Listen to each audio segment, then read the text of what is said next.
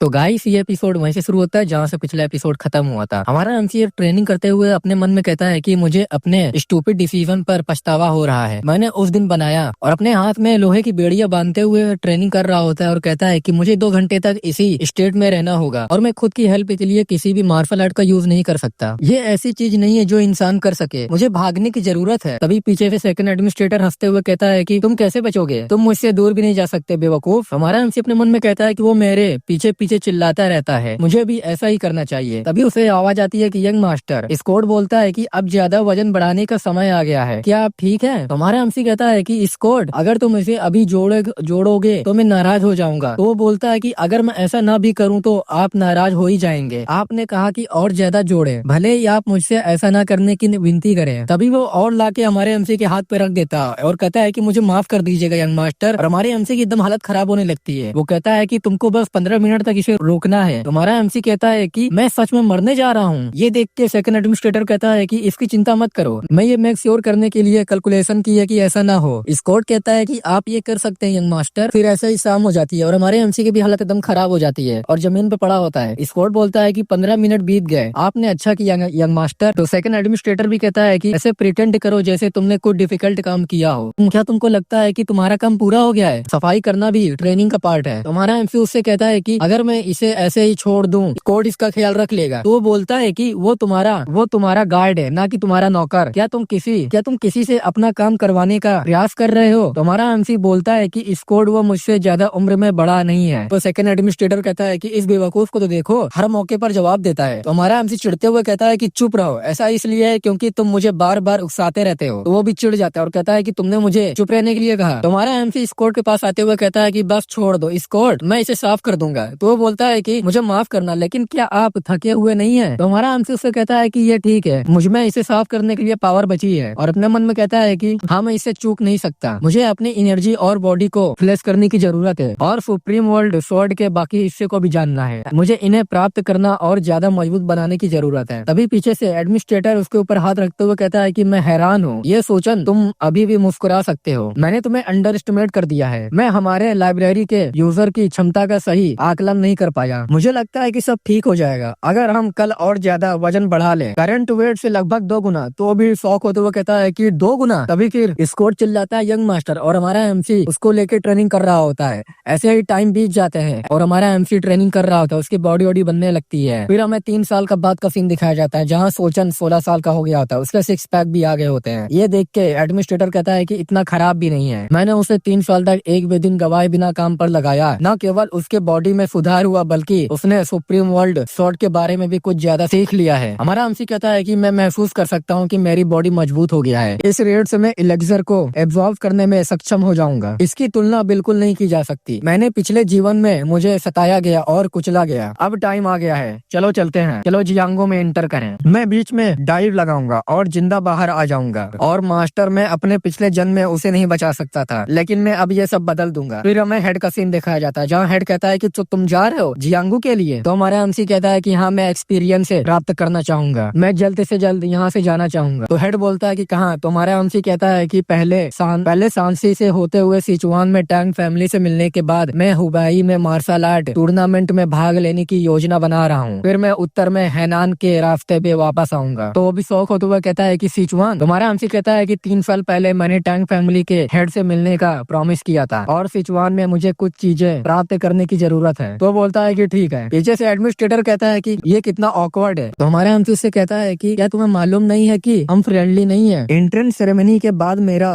उनसे कोई संपर्क नहीं हुआ है। तो बोलता है कि तुम कहते हो कि तुम्हारा कोई संपर्क नहीं हुआ है, लेकिन अगर तुम अवलोकन को संपर्क का एक रूप मानते हो तो फिर क्या बहुत कुछ नहीं हुआ है? तो हमारा एमसी से कहता है कि मुझे हमेशा इस बात पर पूरा एहसास रहा है कि मुझ पर कोई नजर रख रहा है। ये प्रोबेबली मेरी गतिविधियों पर प्रतिबंध लगाने या सुप्रीम वर्ल्ड स्वॉर्ड की उत्पत्ति की खोज करने के लिए था। तो हेड उसको एक स्क्रॉल देते हुए कहता है कि अगर तुम सिचुआन जा रहे हो तो इसे ले जाओ। तो हमारा एमसी से कहता है कि एक मैसेज, क्या मुझे ये मैसेज टैंग फैमिली के हेड तक पहुंचाना है? तो बोलता है कि नहीं, ये मैसेज टैंग फैमिली के हेड के लिए नहीं है, ये मैसेज तुम्हारे अंकल के लिए है, वो अभी सिचुआन में है। तो हमारा एमसी वो भी चौंक जाता है और हमारा एमसी कहता है कि अंकल, और अपने मन में कहता है म्यूचुअल ने सर्वाइव कर लिया है। तो हेड बोलता है कि वो कहते हैं कि तुम्हारे अंकल बदल गए हैं। तो हमारा एमसी कहता है कि क्या वो बदल गया है? तो वो बताता है कि उसके स्कॉट के गायब होने के बाद के साल में उन्होंने उनके शव ढूंढने की कोशिश की, लेकिन कोई फायदा नहीं हुआ। उनका वो उज्जवल और अब अंधकार और उदास हो गया है। वो मोरियम अलायंस के लॉर्ड से लड़ रहा है, लेकिन वे उसे जांच के लिए और ज्यादा सैनिक देने को तैयार नहीं है। और जब से उन्होंने अलायंस छोड़ा है, उनकी हालत और भी खराब हो गई है। वास्तव में ये मैसेज पहुंचाना डिफिकल्ट हो सकता है। हमारा हमसे उससे कहता है कि क्या तुम उस तक नहीं पहुंच पाए? वो बोलता है कि वो हमें जवाब दिए बिना ही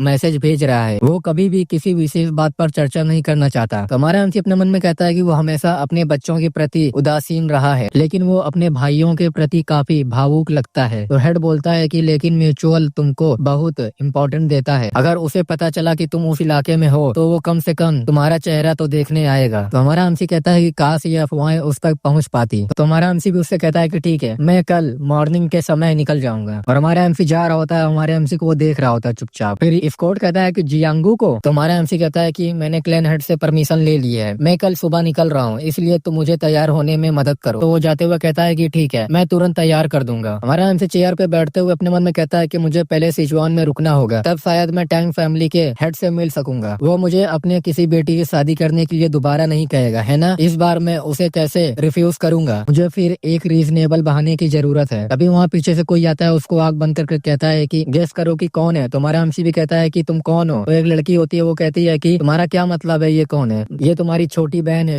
हासियोन। तो तुम्हारे हमसी की छोटी बहन कहती है कि उस चेहरे का क्या मतलब है? क्या तुम अपने डोंगसन के बारे में भूले नहीं हो, है ना? तो हमारा हमसी कहता है कि नहीं नहीं, ये तो बहुत अचानक हुआ है। और अपने मन में कहता है कि ये तो अजीब है, वह मुझे क्यों ढूंढ रही है? मेरे पिछले लाइफ या इस लाइफ में हासियोन के साथ जुड़ने का कोई रीजन नहीं था। तो उसकी छोटी बहन बोलती है, ऐसा लगता है कि तुम थोड़ा ऑकवर्ड फील कर रहे हो। क्या तुम चाहते हो कि कोई तुम्हारे लिए चाय की टेबल या कुछ और ले आए? तुम्हारा एमसी अपने मन में कहता है कि कितना बेशरम है। खैर, वो हमेशा थोड़ी अलग थी। उस समय वो हमेशा मॉन्स्टर स्वॉर्ड की छाया में रहती थी, लेकिन वो अपने यंग में सबसे लोकप्रिय बच्ची थी। वो एक्सट्रीमली एम्बियस भी थी। मेरे पिछले लाइफ के दौरान वो कुलपति की सिचुएशन के लिए टारगेट बनी रही थी और अपनी पावर का निर्माण शुरू कर दिया था। ये सब इसलिए ताकि वो अपने पहले भाई के साथ साथ दूसरे भाई से भी लड़ सके। तुम्हारा हमसे उसे कहता है कि तुम किस बारे में बात कर रही हो, तुम क्या चाहती हो? तो वो बोलती है कि तुम्हारा पर्सनैलिटी इतना स्ट्रेट फॉरवर्ड क्यों है? तुम्हारा हमसे कहता है कि ये एक रिफ्रेशिंग पर्सनैलिटी है। तो वो बोलती है कि इसमें क्या अंतर है? हाँ, जो भी हो, मुझे भी गोल मोल बातें करना पसंद नहीं है। ब्रदर, मैं आज आपके पास एक रिक्वेस्ट लेकर आई हूँ। तुम्हारा हमसे भी कहता है कि एक रिक्वेस्ट? तुम मुझसे सक्सेशन की लड़ाई या ऐसी किसी भी चीज में समर्थन के लिए नहीं कर रहे हो, है ना? तो वो चिढ़ते हुए कहती है कि ये ऐसा कुछ भी नहीं है। मैं गोल्डन मर्चेंट ग्रुप लॉर्ड की बीमारी को ठीक करने की मदद करनी चाहती हूँ। दूसरे शब्दों में, मैं अपने ग्रैंडफादर की मदद करनी चाहती हूँ। और उसका हाथ पकड़ते हुए कहती है कि प्लीज मुझे डिवाइन फिजिशियन से बात कराने में मदद कीजिए। 5 डिवाइन फिजिशियंस में से एक। तुम्हारा एमसी उससे कहता है कि 5 डिवाइन फिजिशियन वे लोग नहीं है जिन्हें तुम पैसे देकर भर्ती कर सकते हो, और मुझे तो ये भी नहीं मालूम वो कहाँ है। तो वो बोलती है कि वो सिचुआन में है। तुम्हारा एमसी बताता है कि डिवाइन फिजिशियन सिचुआन में है। 5 डिवाइन फिजिशियन में से एक डिवाइन फिजिशियन हा जिम्बेक, वो खुद को हुआ टुओ का सक्सेसर कहता है और अपने असाधारण एक्वा पंचर और चिकित्सा स्किल से खुद को प्रतिष्ठित किया है। लेकिन अपनी पोती को दूसरे समूह के हाथों खो देने के बाद जो उसकी मेडिसिन स्किल पर एम साध रहा था, वो पागल हो गया। उन्होंने उन लोगों को ढूंढ निकाला जो उनकी पोती की मृत्यु से थोड़े से भी संबंध रखते थे और उन्हें ह्यूमन द्वारा ज्ञात सबसे क्रूर तरीकों से मार डाला। 5 डिस्ट्रिक्ट को डिस्ट्रॉय करने के बाद डिवाइन फिजिशियन हाजिम्बेक का नया निकनेम था द मैड फिजिशियन। तो ये लड़की कहती है कि मैंने सुना है कि हाल ही में वो सिचुआन में पाया गया है और वो गरीब मरीजों का इलाज कर रहा था। तो हमारा एमसी कहता है कि रुको, अगर ये इन्फॉर्मेशन ट्रू है तो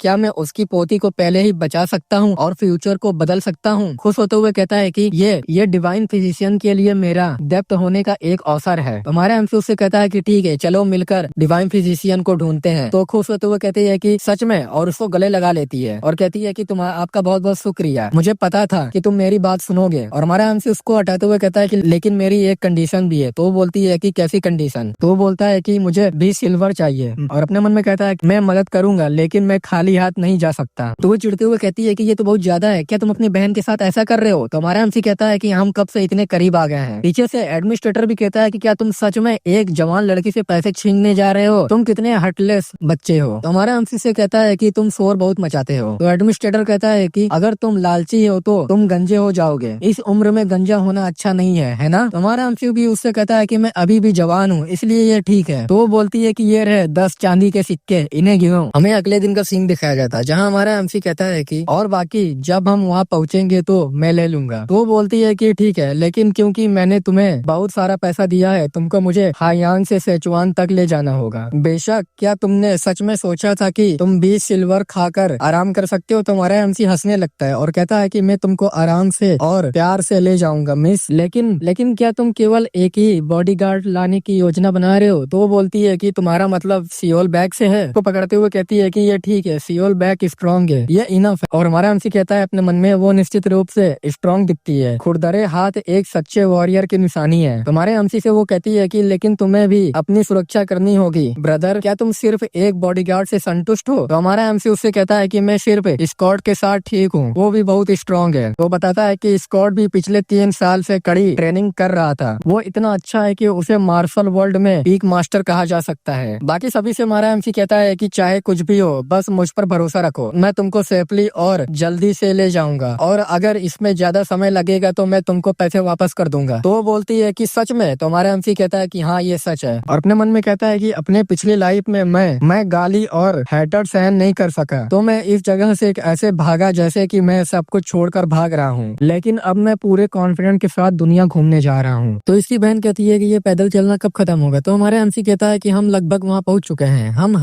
हेनम से सेंसी की ओर जा रहे हैं। तो उसकी बहन बोलती है लेकिन क्या इस तरह वहाँ जाना सेफ है? ये जंगल डाकुओं के लिए एकदम सही जगह है। तो हमारा एमसी हंसते हुए कहता है कि शाओलिन मंदिर के पास किसी भी जगह पर डाकू नहीं हो सकते, क्या वहाँ पर कोई है? तभी एक बंदा आता है और हमारे एमसी के गर्दन पर अपना स्वॉर्ड रखते हुए कहता है कि जो कुछ तुम्हारे पास है सब सौंप दो, नहीं तो तुम मारे जाओगे। ये देख के ये लोग कहते हैं कि बैंडिट, मैंने सोचा था कि ये जंगल सुरक्षित होगा। तभी हम देखते हैं कि वो लोगों के पास बहुत सारे लोग आ जाते हैं। सियोल बैग कहती है ऐसी जगह पर डाकू कितनी अजीब बात है। तो स्कॉट भी बोलता है कि मैं सहमत हूँ इस बात से, ये जंगल फैमिली और अदर ऑर्थोडॉक्स सेक्ट के क्षेत्रों के बीच में है, ये ऐसी जगह नहीं है जहाँ डाकू बेलगाम होकर घूम सके। तो डाकुओं का टीम लीडर बोलता है कि मैं वो आदमी हूँ जिसे सांची का महान एक्स कहा जाता है, क्या तुमको लगता है कि मैं उन राटिया सेक्ट से डर जाऊंगा? तो हमारा एमसी कहता है कि सांची की ग्रेट एक्स, और वो लोग से पूछता है कि क्या तुमने भी कभी इसके बारे में सुना है? तो वो लोग भी कहते हैं कि नहीं, मैंने इसके बारे में कभी भी नहीं सुना है। तो डाकुओं का लीडर चिढ़ने लगता है और कहता है कि तुम बास्टर, और हमारे एमसी पे अटैक कर देता है, लेकिन हमारा एमसी डॉज कर लेता है। तो डाकू का टीम लीडर कहता है खैर ये कैसा है, इस महान एक्स बुजुर्ग की पावर के बारे में तुम क्या सोचते हो? तो हमारा एमसी कहता है कि इम्प्रेसिव स्ट्रेंथ है, लेकिन बस इतना ही। पीछे से उसकी बहन भी बोलती है कि सही, उनकी मार्शल आर्ट लगभग बेकार है। ये सुन के डाकू का टीम लीडर बोलता है कुछ ऐसे नौसिखिए जिनके हाथों पर खून का कोई दाग भी नहीं है, वो ऐसे करने की हिम्मत करते हैं। ठीक है, देखते हैं कि उसे देखने के बाद भी तुम बकबक कर पाओगे या नहीं। अपने बंदों से कहता है कि हे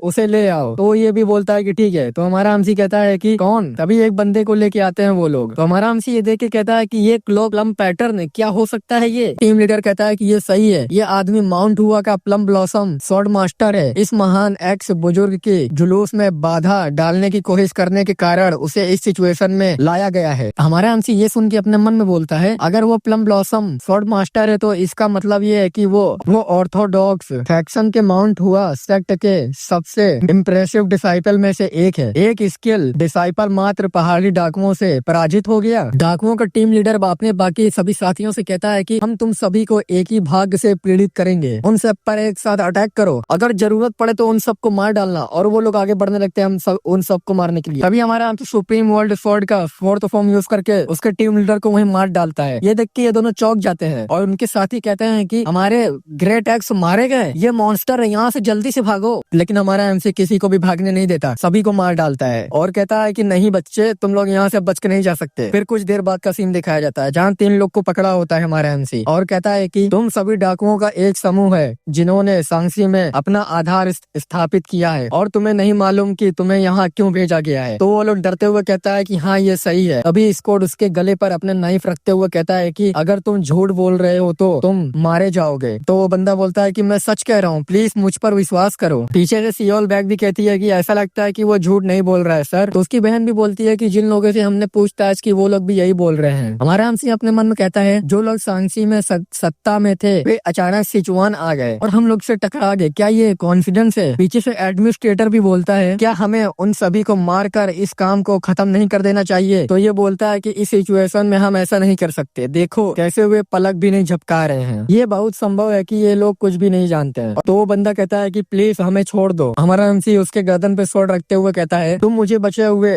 प्लेस बताओ और उन अधिकारियों के बारे में भी बताओ जिनके पास इंफॉर्मेशन है। तो ये बंदा कहता है कि यंग मास्टर और शेष सैनिक संसिंग में मुख्य बेस पर है और अगर स्क्वाड का लीडर यहाँ होता तो शायद उसे हमारे आने का रीजन पता होता। हमारा एमसी कहता है कि स्क्वाड का लीडर वो कौन है? तो बंदा बोलता है कि जिस पर्सन को तुमने पहले मारा वही स्क्वाड लीडर था। तो हमारा एमसी भी कहता है कि ओ शिट, मैंने उसे मार डाला ताकि मैं ऊपरी हाथ हासिल कर सकूं क्योंकि हम संख्या में कम थे। ये सुन के इसकी बहन कहती है कि नहीं, आप बहुत बढ़िया थी ब्रदर, ये बहुत कूल था। तुम्हारा एमसी उससे कहता है कि तुम्हारा टोन बहुत स्ट्रेंज है। तो ये भी हंसने लगती है। पीछे से एडमिनिस्ट्रेटर कहता है तो फिर मुझे इन लोगों की शिकायत अधिकारियों से करनी चाहिए। तभी एक बंदा कहता है कि मुझे तुम्हें अपनी लाइफ देना है। तुम्हारा बहुत बहुत शुक्रिया यंग मास्टर। हमारा एमसी भी कहता है कि ये तो कुछ भी नहीं था, मैं तो बस अपना काम कर रहा था। और हमारा एमसी इसको देख के कहता है कि वो बहुत बीमार लग रहा है, ऐसा लग रहा है कि वो अब गिरने वाला है। पीछे से एडमिनिस्ट्रेटर भी कहता है मैंने काफी समय से इनमें से किसी को नहीं देखा है। तुम्हें नहीं पता? वेल तुम बहुत यंग हो इसलिए तुमने पहले कभी ऐसा नहीं देखा होगा। हालांकि ये ऐसा चीज नहीं है जिसे तुम रोज देखते रहो। हमारा एमसी भी कहता है कि वेल तुम ये क्या बात कर रहे हो। और उधर तरफ वो खांस रहा होता है जोर जोर से। तो हमारा एमसी आता है और कहता है कि क्या तुम ठीक हो? तो वो बोलता है कि मुझे माफ करना। और हमारा एमसी इसको देख के अपने मन में कहता है कि ये हल्की खांसी नहीं लगती, उन्होंने इस आदमी को अकेले ही बाहर भेज दिया। तो इसकी बहन भी बोलती है कि वो माउंट हुआ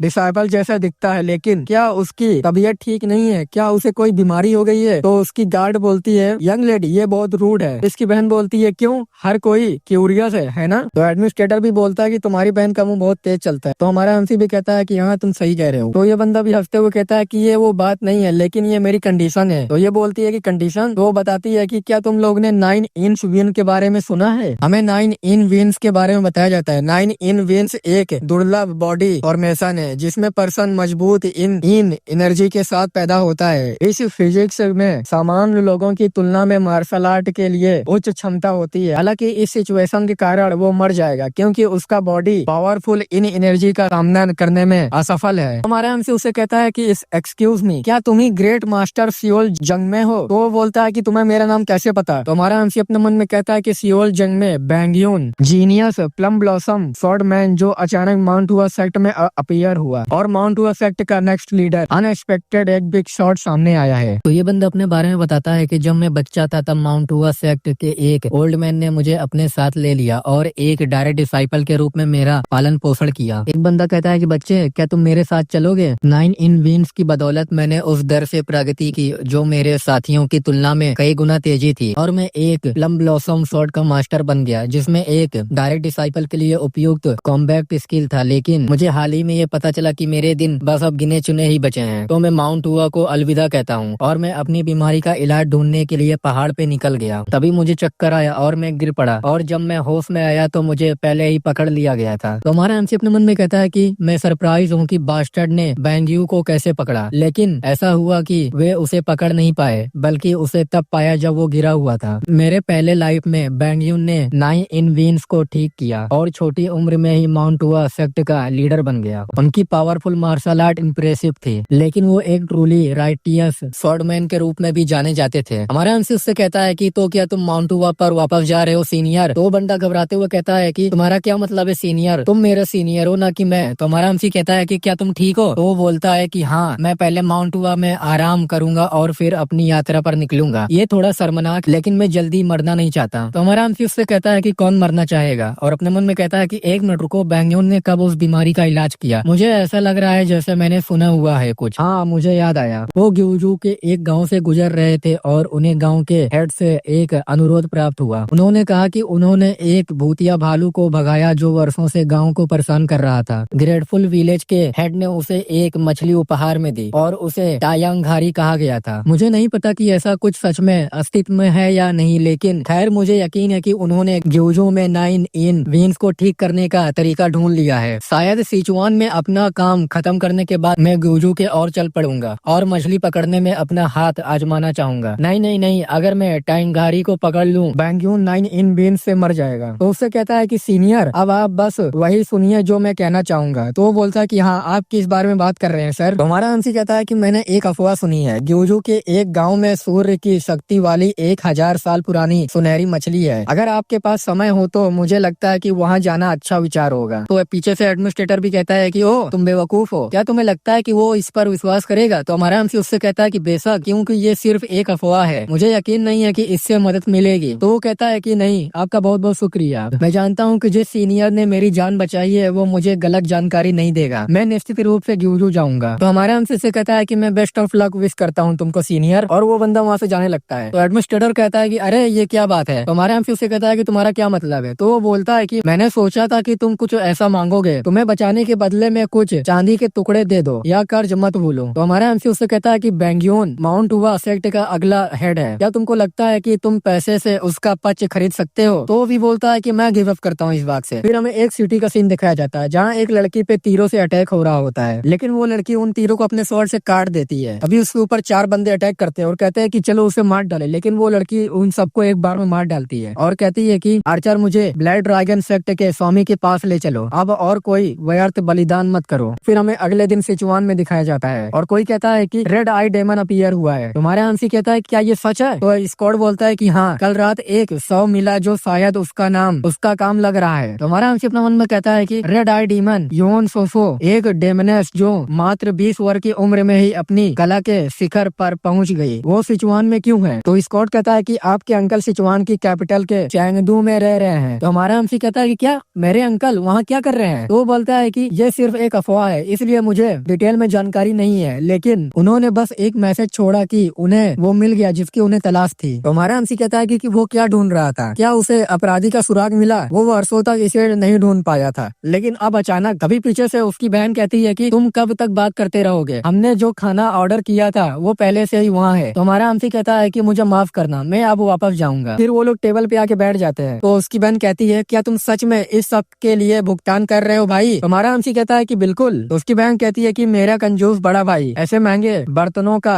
खर्च उठा रहा है। तो वो चिढ़ते हुए कहता है कि मैं कंजूस नहीं हूँ। पीछे से एडमिनिस्ट्रेटर कहता है कि तुम हो, है ना? मैं भी हैरान था। तो हमारा एमसी कहता है कि मेरा ये बस इमेज था। तो उन लोग से कहता है कि मैं भी जरूरत पड़ने पर पैसा खर्च करता हूँ, क्या तुमको मालूम है? बातें करना बंद करो और बस खाना खाओ। स्कॉट कहता है कि मैं आज खुद को भरने जा रहा हूँ, यंग मास्टर का बहुत बहुत शुक्रिया। वो भी बोलती है कि ब्रदर आप बहुत अच्छे हैं। हमारा एमसी कहता है कि अगर ये पर्याप्त नहीं है तो मैं और ऑर्डर करूंगा, इसलिए बस मुझे बताओ। ये सुन के एडमिनिस्ट्रेटर कहता है कि रुको, वो पैसे की थैली है, क्या ये मैन फैमिली के ट्रेजर के प्राप्त यात्रा नहीं है? तो हमारा एमसी कहता है कि हाँ तुम सही हो। तो एडमिनिस्ट्रेटर कहता है कि हाँ, दूसरे लोगों के साथ इतना दिखावा करना। तो हमारा एमसी कहता है कि इसमें गलत क्या है, वैसे भी ये मेरा पैसा है। तो उसकी बहन बोलती है मैंने अभी अभी जियोम्सो से सुना है, क्या पास के मुस्लिम विलेज में प्लेग फैला हुआ है? अगर डिवाइन फिजिशियन सिचुआन में है तो क्या वो वहाँ नहीं होगा? चलो मुस्लिम विलेज में चलते हैं। फिर हमें सिचुआन के मुस्लिम विलेज का दिखाया जाता है जहाँ बहुत सारे लोग मरे पड़े होते हैं। वहाँ पे 3 लोग होते हैं। तो वो लोग कह रहे होते हैं कि अरे यार चलो जल्दी से यहाँ निकलते हैं, अगर हम यहाँ रहे तो प्लेग से इफेक्ट हो जाएंगे। लेकिन मैंने वो कार्य पूरा नहीं किया जो सेक्ट मास्टर ने मुझे करने का ऑर्डर दिया था। तो उसमें से एक बंदा कहता है कि तो बस वहाँ खड़े मत रहो, उस वुमेन को ढूंढो जल्दी से ताकि हम फाइनली इस जगह को छोड़ सके। फिर उस बंदे का एक बंदा पैर पकड़ लेता है, वो कहता है कि प्लीज मुझे बचाओ। तो ये बंदा बोलता है कि ये इन्फेक्टेड लोग। तो ये बोलती है कि मैं बस अपने बच्चे को बचाना चाहती हूँ, मेरा बच्चा इन्फेक्टेड नहीं है। तो वो बंदा अटैक कर देता है अपना स्वॉर्ड से और कहता है कि तुम बकवास के टुकड़े हो, तुम किसे इन्फेक्टेड करने की कोशिश कर रहे हो। लेकिन तभी उसका हाथ ही कट जाता है बीच में से और हमारा एमसी आके उसको मार डालता है। और बास्टर्ड तुम्हारी हिम्मत कैसे हुई इनोसेंट लोगों को मारने की? तभी उसके साथी भी अटैक कर देते हैं। वो कहते हैं कि तुम्हारी हिम्मत कैसे हुई ब्लैक ड्रैगन सेक्ट के बिजनेस में इंटरफेयर करने की? तभी स्कॉट आता है, उन तीनों को भी मार डालता है। पीछे से सियोल बैग भी उन लोगों को मारते हुए कहती है कि तुम प्रिंस और प्रिंसेस पर हाथ नहीं डाल सकते। फिर वो लोग सभी को मार डालते हैं और हमारा एमसी कहता है कि तुम दोनों ने अच्छा काम किया। हमारी एमसी की बहन कहती है इन लोगों ने कहा कि वो ब्लड ड्रैगन सेक्ट से थे, है ना? वो मुस्लिम विलेज में इधर उधर क्यों भाग रहे हैं? स्कॉट उस लड़की को उठा लेती है और सियोल बैग उस बच्चे को उठा लेती है। स्कॉट कहता है कि ऐसा लगता है कि बच्चे की माँ बेहोश हो गई है, हमें उसे डॉक्टर के पास ले जाना चाहिए। सियोल बैग भी बोलती है कि इस बच्चे को बचाते हैं, नहीं तो ये भी इन्फेक्टेड हो जाएगी। तो हमारा एमसी अपने मन में कहता है कि मैं तो बस डिवाइन फिजिशियन को खोजने जा रहा था, लेकिन ऐसा लगता है कि यहाँ कुछ हुआ है। तभी वहाँ कोई आता है और कहता है कि तुम यहाँ क्या कर रहे हो? अभी हमें एक लड़की को दिखाया जाता है और कहती है कि तुम बस अपनी स्वॉर्ड से लोगों को काटते फिरते रहते हो। तो हमारा हमसे उससे कहता है कि तुम किस बारे में बात कर रही हो, हम यहाँ केवल डिवाइन फिजिशियन 5 हेवनली फिजिशियन के डॉक्टर को खोजने आए हैं। तो ये लड़की कहती है कि मैंने तुम्हें पिछली बार साफ साफ कहा था कि मत आना। तो हमारी हमसे की बहन कहती है कि अरे देखो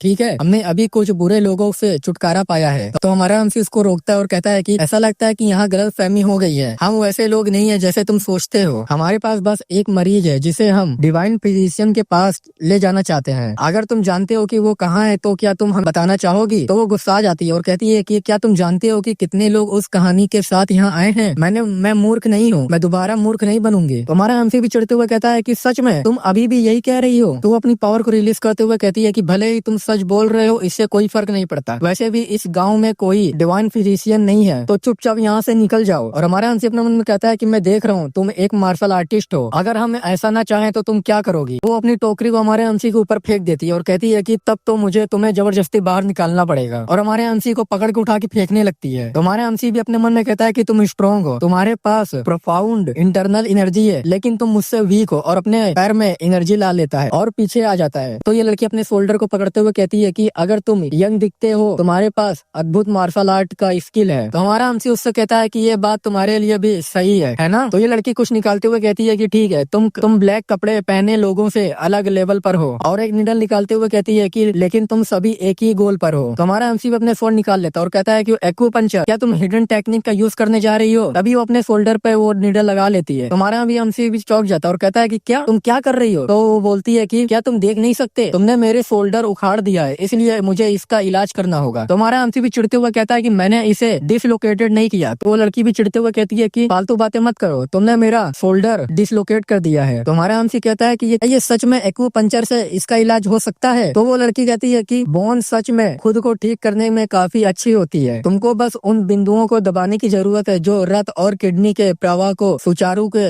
रूप से करने में मदद करते हैं, बॉडी की प्राकृतिक उपचार क्षमताओं को बढ़ाने के लिए। तो हमारा एमसी अपने मन में कहता है कि वो मेडिसिन के बारे में बहुत कुछ जानती है, क्या ये हो सकता है कि ये वही पर्सन है? तभी उस विलेज में आग लग जाती है और हमें एक बंदे का सीन दिखाया जाता है जहाँ वो कहता है कि उन सबको जला दो जमीन पर, तुम किसी भी पर्सन को मार सकते हो जो विरोध करेगा। और वो लोग बाकी सभी लोगों को मार रहे होते हैं और लोग कह रहे होते हैं कि मुझे बचा लो, मुझे मत मारो। तभी एक बंदे के सामने आता है और कहता है कि सेक्ट लीडर, अगर अधिकारियों को इस बारे में पता चला तो परिणाम होंगे, ये एक लापरवाही भरी प्लानिंग हो सकती है ना? तो हमें दो बंदे का सीन दिखाया जाता है और हमें इन लोगों के बारे में बताया जाता है। पहला बंदा ब्लैक ड्रैगन सेक्ट का हेड होता है चू साहोंग, और दूसरा वाइस हेड होता है ब्लैक ड्रैगन का जुंग यू। तो चू बोलता है कि टा चू क्यूंग सा, अगर डिवाइन फिजिशियन के पास ब्रेन है, इससे पहले कि ये स्थान पूरी तरह से जल जाए वो खुद को प्रकट कर लेगा। तो पीछे से उसका बंदा कहता है कि लेकिन हमारा सेक्ट बहुत ज्यादा खतरे में पड़ गया है, ऐसा करने की जरूरत नहीं है। तो ये बंदा कहता है कि रेड आई डेमन यून सोसो, और हमें बताता है कि तुम हमारे क्षेत्र में आए और हमारे लोगों को नुकसान पहुंचाया, और अब तुम मेरे सामने इतने बोल्डली बात कर रही हो, तुम यहाँ पूरी तरह से तैयार होके आए होगे। तो ये लड़की बोलती है कि हेड ने डिवाइन फिजिशियन की पोती को लाने और उसे सौंपने पर सहमत पर्सन की है, क्या मैं सही हूँ? तो ये बंदा चिल्लाते हुए कहता है कि तुम इसके बारे में जानती हो, तुमको कैसे मालूम इसके बारे में? तो ये लड़की अपनी पावर को रिलीज करते हुए कहती है कि उसका पेशेंट लिमिट तक पहुंच गया है, वो अपना वादा केवल कल तक ही निभा सकता है। तो ये बंदा कहता है कि ऑथर अभी कोई समस्या नहीं है, अगर हम आज तक डिवाइन फिजिशियन को नहीं ढूंढ पाए तो ब्लैक ड्रैगन सेक्ट नष्ट हो जाएगा। अर्थ पर कौन है जो रेड आई डेमन वाले मॉन्स्टर का समर्थन कर रहा है? चू बोलता है कि ये सब जला दो और उन्हें मार डालो। तो गाइस ये एपिसोड यही खत्म होता है। आई होप आप लोग को वीडियो अच्छी लगी होगी, तो वीडियो को लाइक कर दीजिएगा, चैनल को सब्सक्राइब कर दीजिएगा, और आज मैंने बहुत ज्यादा ही मेहनत करके लॉन्ग वीडियो बनाई है, तो बहुत ज्यादा इसको शेयर करिए वीडियो को। हम लोग मिलेंगे नेक्स्ट एपिसोड में, तब तक के लिए बाय बाय।